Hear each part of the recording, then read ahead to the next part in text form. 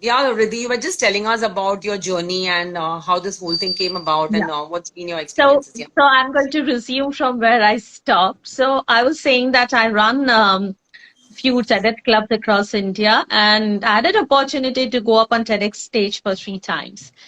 The initiatives what I'm running, first you rightly said Yodha, because I feel that every young adult, has something or other achievements, and I would love to highlight those achievements. Second, I run Lajja, that's India's first forum for women, and that's going wonderful. We have presence in 6 cities of India and coming up with 2 more. The third thing is that I advocate mental wellness for young children and parents. So I do lot of programs for parents wherein they can support their children in turn. So the one So is life skills, which I do. Then I do a lot of self-care for parents because I feel that self-care is something which parents need to understand because wherever and whatever gap is there in their thought process, that might impact the young ones. So I do a lot of programs in regard to that as well. that's great. That's great. And with so much of every time I think when this new generation comes in, and we think that we are going to be the cool parents, and then then there is something else which completely stumps us. Like for example, I said, yeah, I'm so cool, and I'm definitely going to be a real cool mom, and still there is something which comes and stumps you, and again you're put in that thing that am I doing the right thing? Am I too lenient, or am I too pushy, or am I too uncool, or what and sometimes we feel that all that we do is going to shape the future of the child. We feel responsible all the time. So I just wanted to get some insights from you as to in these kind of decisions, like where does one draw the line? Like when is what is right, what is wrong, and how does one know that we're going on the right path in terms of parenting? In terms of parenting, I so want parents to understand that, it's high time that you don't get yourself in that guilt zone that whether I am, kind of a bad parent or whether I'm over parenting and all, it's okay. I mean, because what happens is that for each parent, the journey is different. So comparing parents with other parents or the attributes or the skills what you possess is something which is not comparable because each journey and they are creating memories in their own journey. What is important is that parents need to understand that are you taking care of yourself? Are you taking care of your emotions and feelings? Are you able to sort it out when it's some issues within the relationship, like between your spouses or between the family members? Are you able to solve it? Are you able to support your child and give your child a non-judgmental space? If there is all ticks here, I think that's a wonderful way of parenting your child, because when you say that you're giving your child a very non-judgmental space, the child will have a very strong bond with you. You'll be able to share, they will be able to share with you, they'll be able to talk freely with you, and that talking freely and talking everything gives you a space to understand your child's pattern as well. So it's important that you give a very non-judgmental space to talk, to listen to everything. Wow, that's great. So I think at least that will give us some relief in terms of our mental, things that we go through. That are we doing the right things? So Riddhi, we are into the the career space, and I've been a career coach, and so this is a very important area where the clash, say, between the parent and the child sometimes comes up because those are the years, especially maybe after grade 8, when we talk about, and nowadays it's become earlier. See, earlier we never used to think about career even till the college. We used to have a great time, have a lot of fun. That was the mental thing, and then think about what you want to do in life. And right now, after since grade 8, or sometimes like maybe a lot of them do it even earlier, but you're starting to think about resume building and what you need to, the activities that you need to put into the resume so that you get into a good university, because only then that will lead you to a good career, good job, and all your future depends on those years when the child himself is going through a lot, and the child him, and maybe those are the years, the golden years, where you want to enjoy, have fun, experience things, and things. So there's always again this dilemma whether we should be putting them in these activities and stuff like that, which thing, or let them have fun and grow on their own and thing. So what is your take on that? I think till eighth standard, it's absolutely okay for a child to, uh, enjoy that phase of life, enjoy the early teens and being a child before 10, before adolescence. So I think that a parent should not be pressurizing much, at least till eighth standard.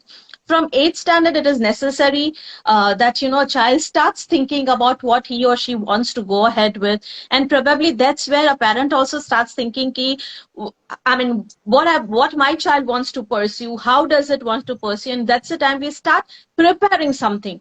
But to be more precise, 10th standard is something wherein actually the radars have to be up and then you have to be consciously working on it. But then eighth standard onwards, the child and the parent can start collaborative work style, and together they can plan something which is, helping each of them. Probably they can start talking to career counselors. Probably they can start understanding the process, shortlisting what they want to go ahead with. I'm talking about the child, and probably understand the system and process needed to go in that particular field. What are the opportunities? So mentally, the child can start preparing from eighth standard. On job, if you want to really ask me, 10th standard is good to go for that. Okay. So like for example, now this is a vacation time and this dilemma whether you should be doing something interning or things. Of course those kind of questions come up and those are the areas Why where we not? Why yeah. not? So Yeah. at Lajja, when we started Lajja, the intern we had to handle the content writer, which she's the chief content writer at Lajja. She's just 19 at the moment. She started when she was 15 with us. Okay. So it's a wonderful opportunity. I started my career when I was 19. The earlier you start and the earlier these things parents try to imbibe in the child, what happens is the child understands the value of money. The child understands, that how to space out, how to budget, how to manage. Everything is very important. It's a life skill which you need to inculcate in your child. So that's important.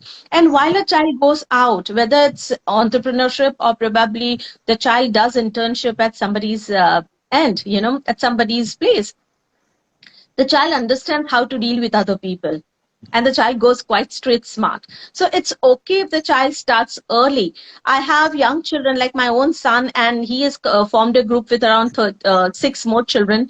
So they are now in the process of creating a company, so-called Okay. company. We are not registering it, but yes, they are calling a partnership, and they are coming up with the hampers and all, festive Wow. hampers. So somebody is making decorative bottles, and my little one is making some paintings. So they're going to collaborate and do it, as a hamper way.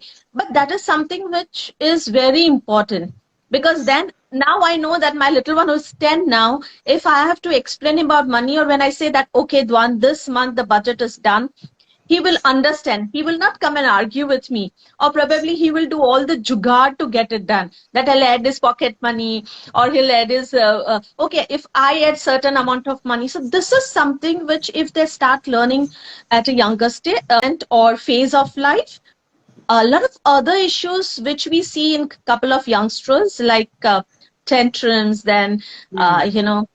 suicide, attempt to suicide, or probably exposing to substances and all, would be little lessened, because they understand the value of life and money. They are Wow. connected, and they have lot of other things to pursue in their life, rather than keeping themselves free all the time, and then just surfing net and Correct. unnecessary talking or connecting with people. I think they have purpose. So teaching a purpose to your child at an earlier stage of life is very important. Very important.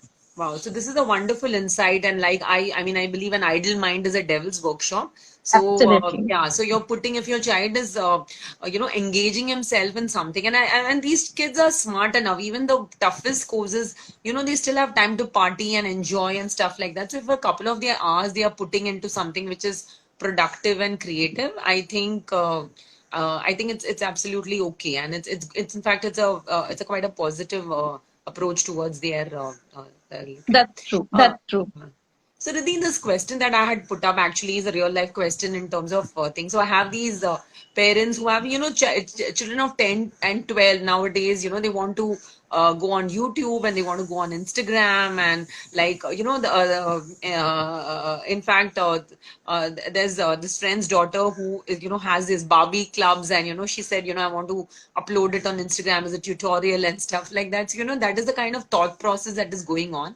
So so the social media is a big like you can say a big question mark all the time with parents as to should is it okay to expose them to something at a very early age, and then do we spend the rest of our life always seeking validation and stuff like that, and will that kind of affect the way the thing, or is it right? And then on the other hand, a lot of like in case we are not exposed opening up them to that world, and that is going to be the future. So what is the right take on social media in today's generation like? So let me put it in this way. So I have two, two extreme things I would like to discuss, and I have been having these cases, right? So I know one child who is barely 9. Okay, but she is kind of having her videos on YouTube about book reviews. Okay, so she reads a book. She asks her parent to, record a video, and the parent will upload. That's one.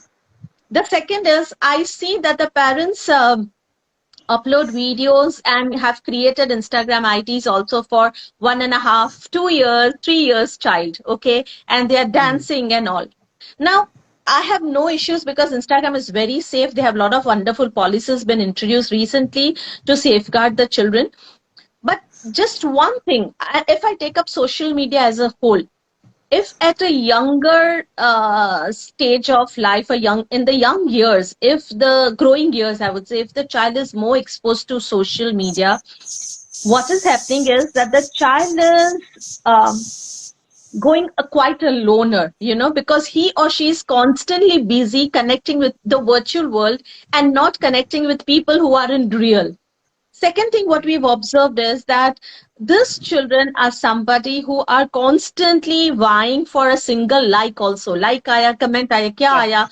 So these are the things which they discuss, they talk. One negative comment kind of, their graph, the confidence graph stoops down. Karke. So then that is affecting their mental health. So I would say that if you talk about Riddhi as a person, I have no issues. Go create videos for your children. Be there to monitor. You support your child. Okay, don't let the child be there on social media. But if you ask me as Riddhi, a psychologist, a child psychologist, I would say strict no, because the children are kind of seeking external validation all the time. They tend to create their identity with the other person's mindset or perspective. Okay. Third important thing is that if, God forbid, certain cheap comments have been put up and you have direct access to your Instagram account, that is really affecting the child. And I have handled such cases. So as a child psychologist, I would certainly say that instead of exposing your child at 7 years, 8 years, and 9 years on Instagram or Facebook or something like that, how about, I have seen young children even creating reels, TikTok videos and all with their parents. I think there are many things to do in life rather than creating social media and videos on social media. You do gardening, you go for treks, you go write a book together, do book reviews together, and the parents can always share, or probably they can do lot of activities. Lego play karo, science experiments karo, cooking saath mein karo. There is so many things. Why social media? So I, as a psychologist, I'm certainly not so convinced about, a child being exposed to social media or the child handling the social media by herself or, himself. And also cybercrime is increasing so much these days. You talk about cybercrime, and there are instances, there are so many psychologists. In fact, we had invited one of them, psychologist on Lajja, to connect with parents, to help parents understand. And it was indeed an eye-opener session for all of us, because choti choti cheezein hoti hain, right? So we need to be really careful about this. How the videos are misused, how the photographs are misused. I mean, it's something which, as a psychologist, I would ever entertain. Wow, that's a great insight. That like yeah. So I mean, in terms of there is still time for social media. Enjoy the other things in life, and if you still feel the need, you can always take your parents. Absolutely. So, Nisha, while we are talking about children on social media, there are so many professionals and there are so many people who are doing some substantial work. They are almost 50, but they don't have a Facebook account, they don't have an Instagram account, True. right? But they are very, very successful. So, to be successful, I don't think you need social media to support you. I Wow. So personally believe that, Nisha. that's great. So, in fact, that was bringing me to my next question. So, one step ahead of social media is all these reality shows and even the other things like, so is this sometimes it's the parents, the what do you say, adhuri ichhaएं, which are getting sometimes imposed on their child. I was a good dancer, but I didn't come to that level. But now you have the access. Let's go for the Indian Idol audition and stuff like that, where, they spend hours and many important years of their life in that particular journey and things. So, what is your take on that, Riddhi? So, how does that affect, and what have been the cases with those kind of children? So, that's something wherein a couple of times I have even written articles on the same thing. Very difficult. I see that while there are auditions going on for all these shows, okay, if you have made your child, if you have helped your child to be balanced, or probably if you've told your child that, okay, you're participating, but that's just a competition and nothing more than that. Or probably if you are the parent, you've taught your child how to manage emotions, if you have helped your child to understand that studies is important and this is not your right, this is not your life, and this you are doing, or I am helping you or supporting you, as just as a way of probably a shock आपका hobby की तरह से, right? Then it's fine. But I see that parents are kind of big line होती है school के बाहर जहाँ पे ऑडिशंस होने वाले होते हैं. They sleep throughout the night on the roads. Okay, and I see parents and children actually waiting. And I had a case some 2 years before wherein the child was like the mother wanted to go and the mother couldn't go to any of these reality shows. Then she started Yeah. preparing her son, and the son was prepared like 4 years, 4.5 years. Then बच्चा एक बार नहीं जा पाया, उसको बहुत effect हुई. दूसरी बार वापस से शुरू किया प्रोसेस, स्टडीज बाजू में, the child was constantly on all that, the parent was trying to all time preparing for dance and looking after the body, the physique and all. What happened is the child was so much into it, the child felt that once I go, I have to win and come back. The child won the base round. I think, what is it? I don't know. The basic criteria was done, and the child went to the second round, and there he lost. He was Okay. actually, by 7 years, he was actually into depression kind of state he was in. He was constantly crying. He could not accept that he lost it, and he started doubting himself. तो पढ़ाई भी नहीं हो रही थी, and this is the scenario.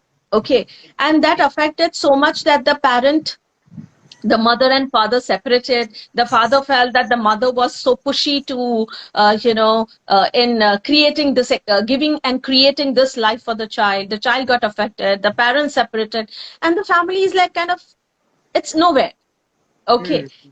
so I don't understand that what is the use of forcing or pushing your children to do something.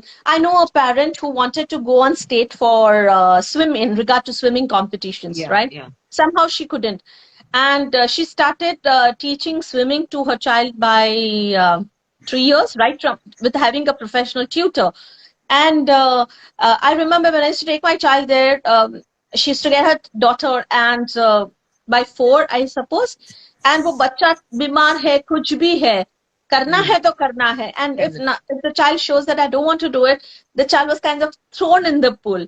Cool. You know, one way I understand that there has to be some discipline when you want to pursue some sport or something like that. But I think by 4 or 5 is too early to be so pushy in regard to um, you know, uh, your child's shock, hobby, uh, or I would say even any sport as well. So by 8 or 9, if the child feels that whichever sports, it's very important that you expose your child to different things. But Correct. whatever the child wants to pursue, I think it should be, that the child needs to be taking that decision, and you need to give a little liberty to your child in this case. Wow. Okay. So parents, it's okay if your child are not prodigies and all those child prodigies, but at least they live a happy life and a fulfilled life. And maybe that again is a very important thing that we should keep in mind. When before we push them. So, Riddhi, one case which I have come across because I've been a career coach and we deal with teenagers mostly and that age when thing. So, and these are the say the older ones like say 18 or the people even at the graduate level and says the pre-teen the tweens kind of kids where there's a lot of cynicism like there's a lot of I know mane badu avde છે, I know everything and what can you tell me which I don't know about and that kind of an attitude towards the life, towards the thing. So it becomes very difficult to let them know that this is the right path and thing. Especially that age is important because see once you are at a you are at a study zone for quite some time. That age when you have to study and you can focus. Once you start getting into the job markets and once you start getting into the nitty gritties of life, it's very difficult for you to sometimes. I'm not saying it's impossible, but sometimes that flow goes that thing. So there are these teens. I like there's nothing so great thing or even making them attend say even a workshop or even a goal setting something or anything like that. It's see the career is not only at that time you submit a resume and it's done. It's a whole process which goes into building that particular you come to that area where so we encounter a lot of cynicism and I know everything and this is so uncool and stuff like that. So how does one deal with this kind of an attitude to life? From the parents' side, you mean to say, or from the counselor's side? No, from the from even the child, even suppose I'm a parent and I need to convince my child. There has been an occasion when I have enrolled my son for something, and believe me, I paid money and didn't go for it. That kind of a thing, and even from the counselor. So it's like even right now since we're dealing with parents, both the things. So how does one deal when we know something might help him, but he's so cynical about the whole thing and thing. So how do you deal with this kind of an attitude of the child? Um, That way. So this cases happens when parents have not much created a bonding with their children. And when I'm saying bonding is just not, saying ha or yes to everything what your child says, but giving your perspective or, you know, helping the child to understand the responsibility as well with any act, to any decision that the child takes. Right. But there are times that you need to give your child some space to explore as well. If the damage is not big, you need to give that space to your child. If that is given in the early stage of growing years, what happens is that child, you are creating a leader. And not every time you need to have a mindset that your children are wrong. They are exposed to multiple things these days, and the exposure levels are good. They are very focused, right? And they have understanding as well. So it's very important for a parent to either upgrade or probably have a time where it's a family time and they discuss about it. What happens is that when parents doesn't want to discuss is where it can be highway or my way, right? It has to be a mutual decision being taken. Either, because what happens is there are multiple times when parents have forced certain profession on their children, and children have not gone successful in that particular profession or the career. And there have been times when children have decided on their own, they have gone ahead with, they have not succeeded, they've come back to the parents and said, can we together decide and have a plan of action for my career, right? So if the damage is not big, it's your responsibility as a parent to, yes, even before we are talking about the damage, it's important that you explain to your child the responsibilities. What can be the what can be the pros and cons of that particular course or career or whatever the child decides to go ahead with. Okay. And then if the child has gone adamant that, okay, I really want to do this, if the damage is not huge, I think it's okay to allow the child to understand that that was not something right for him. So कभी ये भी ठीक है, But before taking this step, it's important for the parents to upgrade, to understand that whether they are right or whether their child, what the child is talking about makes sense, Okay. or just to Google, just to talk to a few career counselors, understand from the society, friends, and all, that what can be done. There have been times that there have been cases, and there have been times that children have spoken right and they also have that knowledge. So, one thing for sure is you need to mutually sit and plan. That is very Hmm. important. Mutually Okay. So planning the things, it's very important. It's very, very important.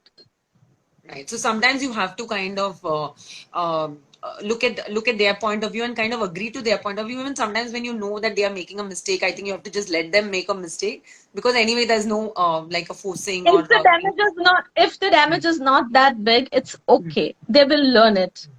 they will, yeah, fall and learn. Great. So Riddhi, I also wanted to ask you, like, now more and more we are in understanding the importance of life skills. I mean, I could come from the top university, Stanford, the Princeton, or IIMs, and still, we have your cases of depression, and we hear cases of emotional I mean, completely being broken and stuff like that. So more and more especially even now, I mean, the people who've been resilient are the ones who are surviving this phase, because nobody expected this kind of thing. And more life is getting uncertain. Today it's COVID, something else tomorrow, and plus a lot of things to deal with. So what are some of the life skills that can be imbibed, that parents can do, like thing, and how can they imbibe such things, and within their children, and how can we use that particular the So life the skills part? basic life skills, what we know is critical thinking, innovation.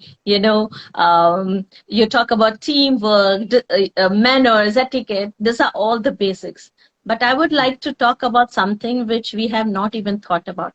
Have you made your children emotionally intelligent? Have you created or helped your children create vocabulary, emotional intelligence vocabulary? Is your child empathetic? Is your child resilient? Is your child able to have, make the maximum use of time? Mm-hmm. These are few things which I feel that is your child aware of how to manage finances? Have you ever been able to give, have you ever given your children um, pocket money? You Mm-hmm. need to start pocket money by 7 years. Okay, that's how you teach budgeting to your children. Have your child been able to manage the house for 1 month? Have you taught your child how to do all that? Have you taught your child how to create a list, go to the market and get groceries? Albeit you have to be there. But have you taught these basics? These are the life skills. There are many children who go abroad to study, and they, yeah, initial stage, there are few who can, if they are strong, if they are if they have support, they sustain, otherwise they come back. Why do they come back? If they come back, they are mentally broken. Their mental health is completely broken. Mentally broken is not the right word, I would say. Their mental health is broken. Their mental health is affected. Why so?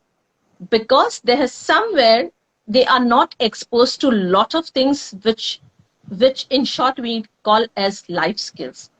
During COVID, if you have noticed, Anisha, that there have been families who have been able to cope up with all these changes that happen for everybody, right? The parents, the children, and they created wonderful memories during this 1.5 years. But Correct. there have been families who are completely broken. The children have been affected, the parents are affected, the relationships are affected. There have been multiple cases when there is a lot of anxiety, a lot of insecurity, a lot of panic attacks. So why those? Because they were the ones who couldn't understand their feelings and emotions. Probably they didn't have time to do a journal together, spend time together, create bonding together, or understand or involve the child into day-to-day life as well. So they were the ones who were maximum affected. True. Right? In our country, what happens is we talk about life skills, but we talk about big jargons when it comes to life skills. Are we actually concentrating on the basic life skills which is needed? Does your child know how to greet somebody when somebody enters the house, or just offer a glass of water? It's also a life skill. These are basic mannerisms which you need to teach a child. But before teaching, you need to understand that your child is going to observe you at least till 10 years of age, your child is constantly monitoring you, observing you. So are we well equipped to teach life skills to our children? Are we able to control our emotions and feelings? Are we able to, tell our child that, hey, you know what, I failed today, or I didn't do good in my session or in the workshop, but you know what, I'm going to work hard, and I'm tomorrow when it comes to me, I'm going to give my best. Have we shown this resilient behavior or the resilient side of ours to our children? These are few life skills which I want actually that parents starts imbibing in their children, getting their children exposed to such thing. What happens if you don't include your children in the in few things which you need to decide for your family or for your house? I'll be at age appropriate. I'm not saying that you talk about that, okay, मुझे घर लेना है, मेरे पास 4 करोड़ है, मैं लूं कि नहीं लूं, ये बात हम नहीं कर रहे हैं. But if you're setting up a mini garden, or probably you're cooking, or you want to have a menu set for the whole week, or probably arranging a sofa set, you can always involve your children. Choti choti cheezein hai, but the multiple ways the child is impacted with, I would say that's a positive impact on the child. Okay, and that is something which I emphasize on, and I emphasize upon as well. So I did while the new education policy was launched, the first drafts was launched. I had a roundtable organized, and we had raised a white paper talking about the same thing. So WHO has been talking about 9 life skills, and I emphasized in that white paper about resilience, because resilience and mental health is not even a part of the new education policy. Neither resilience is considered as a life skill, right? But it is so important. If resilience is not imbibed, how would your child be able to sustain in the world which is kind of each date is going, or I would say the arrow is completely 360-degree going towards AI, everything is technology based. तो ये सब सिखाना बहुत जरूरी है बच्चों को. That's a wonderful, wonderful insight. Parents, if you have any questions, please do type it in the comment box, and let's make use of Riddhi's extensive knowledge and wonderful experience. And yeah, Riddhi, that's a big eye opener for me. Like, even I was always, life skill is something that some activity that you think and you imbibe. But what you said, it's the small, small things that we do on a day-to-day basis, which kind of, creates those values and creates those skills which are going to last them a lifetime. So it's a great eye opener for us. And the amount of time and the thing, not the amount of time, the quality and things that you do together matter a lot. So that's Again, it comes to even equality. When we're talking about life skills, even equality matters, because many men doesn't know how to even prepare a cup of tea. Probably they've not been taught about it. Okay, so why not teach life skills, whether either gender, I would say. Some things which every child should be aware of, should know, can manage. correct. That is very important. Great. Yeah, I think all the time that we had together during this COVID was actually is like a silver lining, because I've seen now the men are more comfortable with housework and things like, I mean, Absolutely, which was absolutely. earlier Thank you, like, COVID. do it and stuff like that. Yeah. So I think at least that was the silver lining. Yeah, yeah. Yeah. I'll say COVID is kind of amazing experience. To bring All of people us together. have got. All of us have got. That's a wonderful insight, Riddhi. Great. So I just want if there are any questions, guys, we can take them. Or I just want Riddhi, if you can just take us through some of the programs that you are going to be conducting in the near future, and something which maybe we could make use of, and how other people can benefit by it and stuff like that. Yeah. Sure, Nisha. So I recently completed a program. So I would say a 15 days challenge on self-care. I thought that I did a research of around 3.5 to 4 months, and I launched this program just to ensure that parents take care of their mental health, and self-care. Okay. So I started this 15 days challenge, and I thought that, okay, few parents तो आ ही जाएंगे, कुछ followers तो हैं तो कर लेंगे. But to my surprise, I had 886 parents attending this whole 15 days challenge on self-care. And Wow. albeit every day they would share the experience, so religiously they were doing it. And that was something which, I mean, I was very surprised. So the next course I'm launching on self-care in the month of August, which is again going to be a 15 days course, and with lot and lot of sharings and debriefing about all the activities that we are going to do. Also, Monday, that's 12th July, there's a program for parents whose children fall in the age group of 6 to 13 years. I have announced a life skills program for those parents.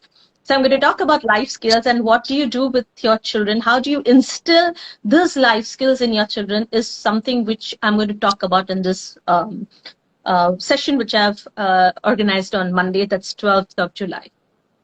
Wow, that's wonderful.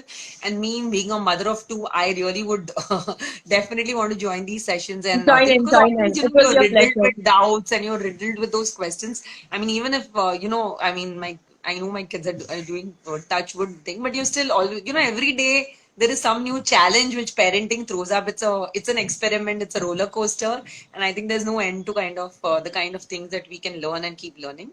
And Absolutely. Riddhi, thank you so much, and it's been a wonderful, wonderful experience having you all on board.